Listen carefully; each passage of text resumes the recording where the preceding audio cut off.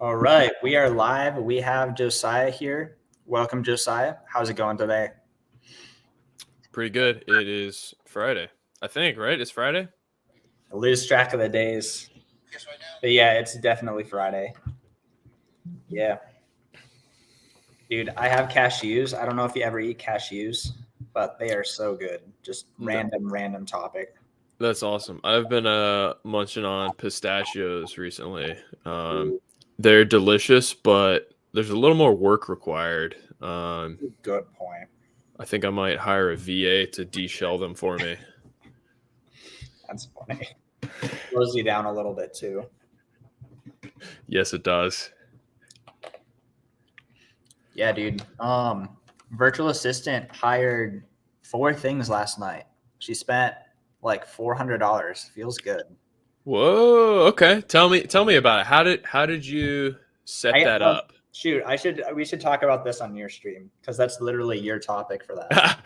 Okay. Okay. We'll save it then. I'm so out of it today. I don't even know what our topic for today is on my channel. So I know I had a topic. What is our topic for today? I'm gonna literally look up my own YouTube video and see what I said my topic was. This is a great grab you. You should definitely stick for the rest of this video moment. Yeah, awful. It happens sometimes. Yeah, I mean, this was kind of just more of a general, we're gonna talk about Amazon type of stream. Except I'm listening to myself. Oh yeah, I was trying to figure out if that was me or you echoing. Yeah. I guess that wasn't me. Here's a question for you. Yeah. I watched your interview with John, Side Hustle Experiment, earlier today. Oh yeah. Awesome. Yeah, you had some great points in there. And something that I've been thinking a little bit about that you mentioned was kind of the idea of the margin that eBay sellers have.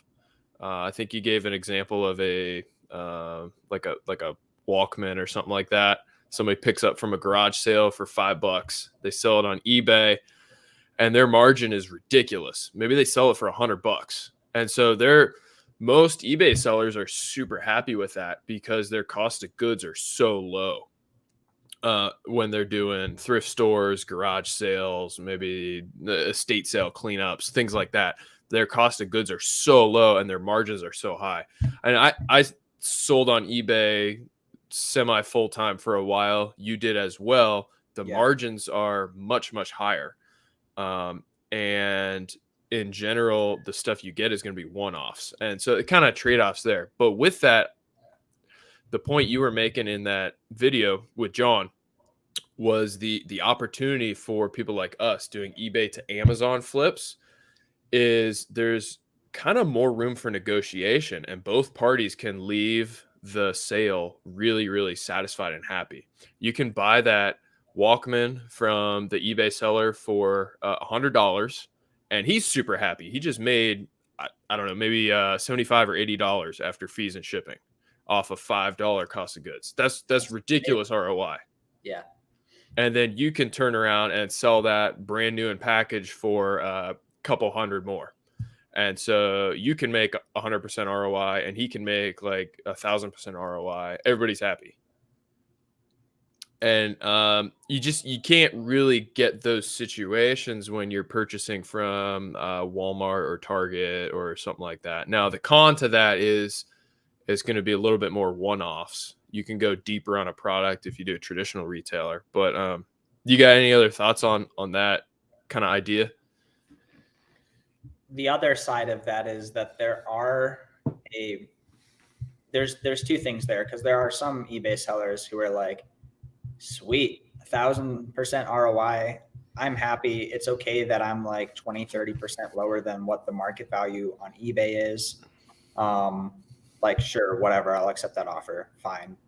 There's other eBay sellers who are like, nope, I need to sell at the high end of market for all of my items. And like, Yes. you get it, you still have to send them the offer. You really got to get used to the whole, like, your offer was declined thing, like that. Like, send those offers. You don't know who you're sending an offer to. Like maybe they have rent due in like 5 days and they're short on rent and they needed that sale to come through like at a reasonable price. But like that being said, there are a huge percentage of sellers who are just like are happy to just like move stuff. There's also from a seller's perspective, like we both sold on eBay for quite a while. If you watch YouTube content about eBay selling, I'm assuming they still say this, but 2 years ago, it was a lot of people would say stuff like, it's really good for the eBay algorithm to get sales moving. And like, once you like accept an offer, like sometimes you end up getting 2, 3, 4 sales on other items and it just kind of wakes your store up kind of. So there's that type of thought going around. Also, some eBay sellers aren't consistently listing items, which I think helps the eBay algorithm. And so their posts just get less views than what a really good like active store gets sometimes. And so like stuff will just be like quote unquote stale for them. But it's an amazing deal. Like they've even lowered the price and stuff. What are your thoughts on that? Yeah, I would agree with what you just said. And kind of what you're touching on is because we've both been eBay sellers in the past, we understand that side of things. We understand the algorithm a little bit, as much as you can. And we understand the mindset of these people that we're trying to do business with. And so we're able to kind of put ourselves in their shoes.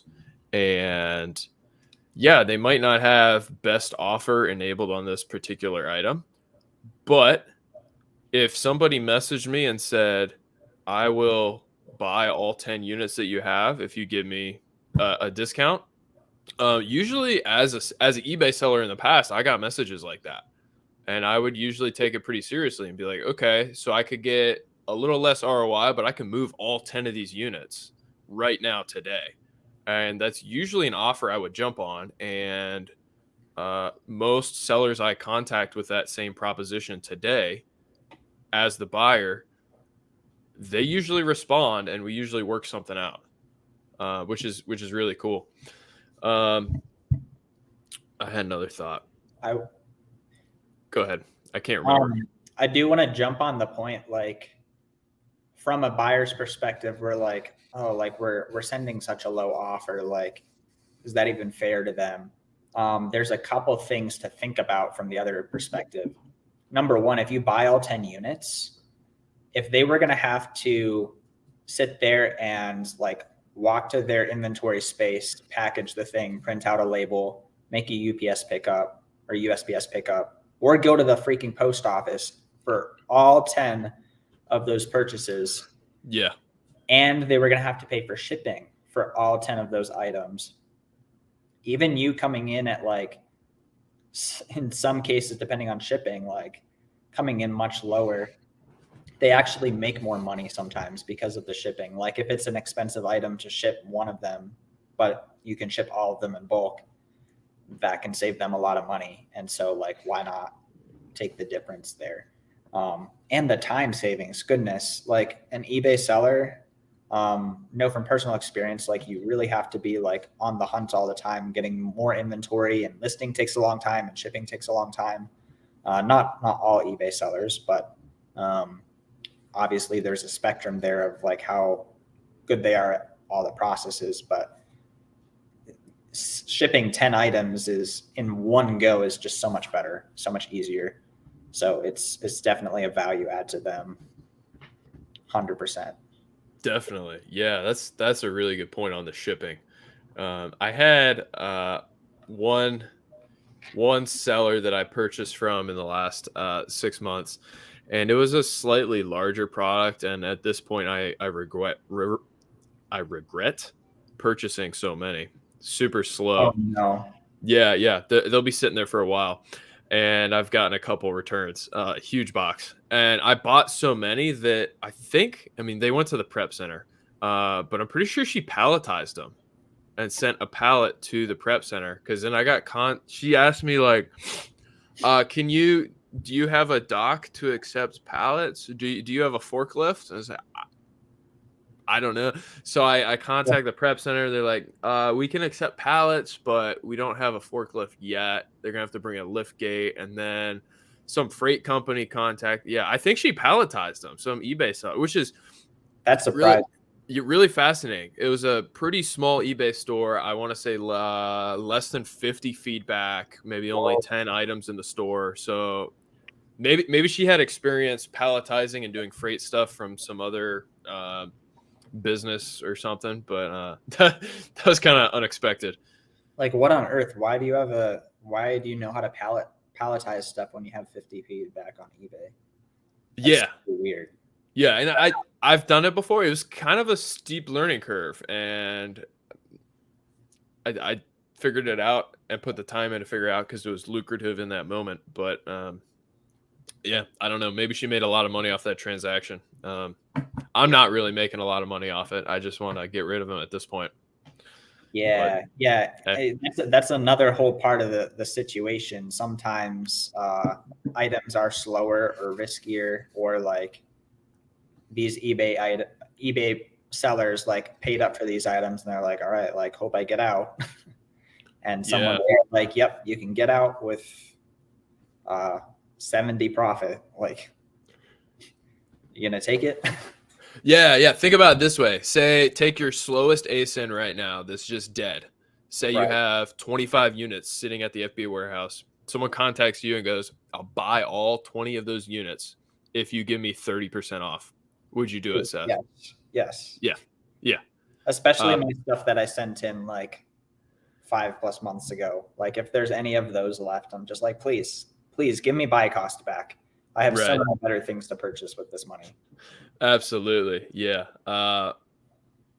So it's good to, I think, when we're doing eBay to Amazon flips, good to have that perspective in mind, the perspective of what the seller might be thinking in that situation, how you can help them and also benefit from it. You don't want to screw the seller over. And in many cases, I've been able to form somewhat of a relationship with some of these people where they come back to me. They're like, hey, I got more of this in stock. Do you want another 10 units? It's like, yes, I do. And sometimes it's like, no, I don't want another pallet of that. That was a mistake. Yeah, that one. Yeah, I know what you're talking about, unfortunately. Just that one, it was the one that was like up near 200, and then like it was a slower moving ASIN, but you got like quantity orders a couple times. So you're like, shoot, how many do I keep in stock? And then kind of. Dude, actually, yeah, that's really funny. Did I tell you the guy contacted me? What guy? The guy I was buying those from. Like, okay, so 2 days ago, I was like, I messaged you and I was like, dude, this ASIN crashed. And you took a look at it and you're like, oh man, that really sucks. And then yesterday, the eBay seller I was buying from, he's in China, he's like, hey man, you want some more? It's like, way to rub it in my face. Are you watching me, China? Oh my word. He's like, do you want some more? It's like, no, can I return these? No. You have 90-day returns, right? Yeah, and I love his messages. He's always like, hello, my friend. I've bought from him like 4 times and we're best friends. He cuts me special deals, he says. Wow. And it was good for a little bit, but yeah. Hopefully it comes back. For a while, but the number of sellers like doubled, and that's the problem. Yeah. We got Zachary in the chat here saying, how do you really start to find products on eBay to flip on Amazon? Is it different from OA, or how does it compare? My very basic thoughts on this is it's different in that regular OA, you kind of need to understand where you're going to buy it from, and then understand that there's a very profitable ASIN here. And so you need both sides to it. I'd be curious your perspective on this, Josiah, but when I'm sourcing eBay to Amazon, my biggest focus is like, how can I find ASINs that if I can get this profitably, is going to be really profitable for me. So I'm more focused on like, how do I find this really good ASIN here? And I know that I'm going to get it from eBay. I kind of filter it like that. What are your thoughts, Josiah? So you're saying you start by going to Amazon and finding an ASIN that you're interested in, and then you go to eBay and search that ASIN? Yeah. Or Okay. you can even go to eBay for Amazon ideas, but the point is to get an Amazon idea. Yeah, yeah. I think I kind of do it the other way. I usually go to eBay first, find sellers that I've purchased from in the past, and look at what else they are selling. And then search those UPCs on Seller Central and see what pops up. Kind of the opposite, I think, of what you just explained. That's worked really well for me. I can use tactical arbitrage to do some of that, not manually. What's the word there? Automatically? Automated. Automated. This Sort is of. automated FBA business. No. But to you gotta start somewhere. Like, I have a nice list of eBay sellers that usually post profitable stuff. How did I get to that list? I actually started with retail arbitrage, and retail arbitrage flips that sold really well for me on Amazon. I then took those ASINs and searched them on eBay and found more of them.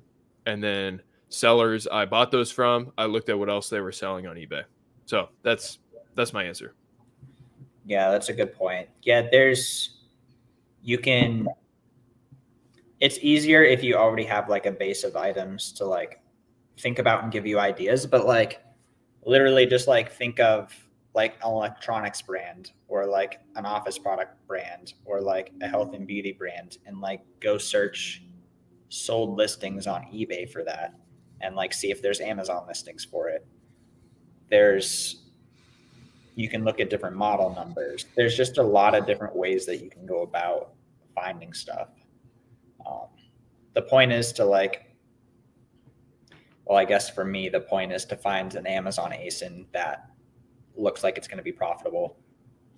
But Josiah feels like it's better to go through like an eBay store that has profitable stuff. So you can really go from both directions there. Yeah, and I think there's pros and cons to each. I think the way you do it, Seth, you tend to find lower sales rank stuff that moves quicker, really popular. Con to that, I think sourcing it even on eBay is a little bit more competitive, right? Would you agree with that? Yep. The way I do it, I usually find stuff that's maybe tends to be more discontinued. And so there's a little bit of surplus on eBay, but when I go look on Amazon, there's not too many sellers. Some of this stuff, like the pallet of stuff I regret buying now, had not been in stock for like a year. Amazon was the last seller like a year ago. And I kind of took a gamble. I bought a few units from them. It looked like it was selling really well in a week. And so I like tripled down on it. And that was my mistake. I should have let that test buy run its course a little bit more. But yeah, the way I do it, I find stuff that's a little bit less competitive, but I think long term there's less supply of it because it's usually stuff that's not manufactured anymore. And I'm looking at new items. Yeah. And I feel like a lot of my stuff is also discontinued, but it's still very competitive discontinued stuff. And your stuff, it's like you can search the eBay sellers that you have on your list like every day, and that's competitive enough to get a lot of supply of stuff. Whereas for me, like I need to be like completely on it, like purchase within like an hour or two for a lot of the things. But like it's a wide net, so there's a lot to be found. Yeah. Yeah. One interesting thing I found with the way I do it, I usually eat up the supply as like one ASIN in particular. I thought for sure I would get an IP complaint on it. I still haven't to this day. Knock on wood, I guess. Been selling it against the brand only. Like the brand has been the only seller for years, and then I hopped on. Pretty sure I would get an IP complaint, no complaint. Um, and I bought all of the supply on eBay, like nothing left. And then every couple days, another one posts up, and I buy it up. I think I am the demand on eBay. Like it's me, which is really fascinating to think about because it's kind of a I don't know. It's a really hot product on Amazon. Really, really good sales rank. And the brand recently went out of stock on Amazon, so I raised the price by $100. And that yeah. So yeah, the way I do it, especially with new in box stuff, there's a limited quantity of new in box stuff. Once the seal is broken, it's no longer new. Now with used stuff, you could be selling for near eternity that same used printer over and over and over again. Someone buys it from you, they put it at the garage sale a year later, it gets onto eBay, Seth buys that same printer again and sells it on Amazon. And you could, in theory, as long as that printer stays in decent condition and still has a demand, you could do that for the next 1,000 years. Yeah, that's crazy. That's a interesting mind shift because, like, for those of you who don't know, I do primarily used items, probably 80% used items, and Josiah does probably primarily new items. And recently, I've been trying to switch a little bit more over to the new side, just for customer service issue reasons. And it seems like the supply of new stuff is new profitable stuff. Like there's almost always listings of the items to purchase on eBay, just like how profitable are they? It seems like there's less, maybe I'm just doing it wrong. There's less of the new items available, but I think it comes down to sourcing those items differently, most likely. Or I think you're looking at stuff that's too competitive. But it was like it was competitive used, and so now it's going to be like way too competitive new. That's what you're saying? I think so. Yeah. Nice. But to your point, I do have eBay to Amazon replens. Most of them are somewhat short-lived in that I can find them profitably and in quantity for several months. And it's a really good opportunity to keep replenishing them. But at some point, the supply just disappears. And I think that's because a lot of the products I'm buying their source is from say like Walmart clearance or Target clearance, or they make their way to some liquidation from there. And so there's a limited quantity. As Walmart gets rid of them, some eBay sellers pick them off the shelf. The rest get sent to a liquidator and then put on eBay. And then there's a end to that opportunity usually. So short-lived replens versus some of the used stuff you do. I think you've been doing you've had a couple ASINs that you've been doing for like a year, right? Yeah. I guess they are longer opportunities. Yeah, that's a good point. That's a great way to think about it. We'll probably take a look at these two last questions before we head over to Entreprenagel's channel. So we're going to go over to his channel. This is the link for where we're going to be live in probably about 5 minutes here. But Adeus K says, do you guys avoid selling products where the brand themselves are also selling the product? So like Josiah was saying, not always, but we do see it as a red flag to be strongly considered. If you want to avoid all risk, I would just avoid selling with the brand. If you want to see if there's opportunity to make some more money and you're comfortable with some more risk, you could go ahead and try it. Zachary's saying, how do returns work for FBA? If a customer issues a return and they get refunded, where does the refunded item go? So usually they're going to give a refund once the Amazon item is actually like back at the warehouse, once it's actually confirmed as received, or like they have a tracking number for it most of the time. So usually it just goes right back into your inventory and they sell it again. And it all works out there. But yeah, thank you guys so much for hanging out with us today. If you're not subscribed yet, go ahead and do so. It really helps me out. If you're not subscribed to Entreprenagel, go ahead and head over there, and we're going to keep the conversation going. We're going to be talking about virtual assistants.